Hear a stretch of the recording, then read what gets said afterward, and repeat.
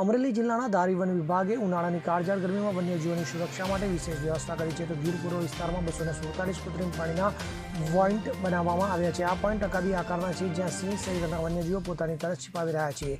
તો ઇન્ચાર્જ મદદનીશ one રક્ષકના PM ચાદુના જણાવ્યા મુજબ ઉનાળામાં મોટાભાગના કુદરતી જળસ્ત્રોતો સુકાઈ જાય છે. તો વન્યજીવોની કેલ્શિયમની ઉણપ ન થાય તે માટે પાણીના પોઈન્ટ સાથે મીઠાઈની ઈંટ પણ મૂકવામાં આવે છે. તો વન વિભાગના કર્મચારીઓ tanker, solar light, diesel engine અને ગજલર જેવા સાધનોથી આ પોઈન્ટ મળે છે. તો પાણી ભર્યા બાદ થોડું છલકાવવામાં આવે છે, જેથી આસપાસ ઠંડક જળવાઈ રહી.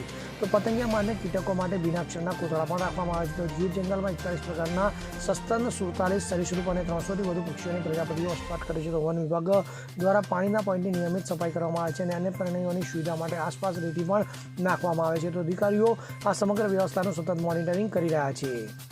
Bureau report, CN24 news. હવે જુઓ દેશ દુનિયાની તમામ ખબરો તમારી આંગળીના ટેરવે. ઉઠાવો મોબાઈલ અને Google Play Store પરથી ડાઉનલોડ કરો અમારી CN24 ન્યૂઝ મોબાઈલ એપ.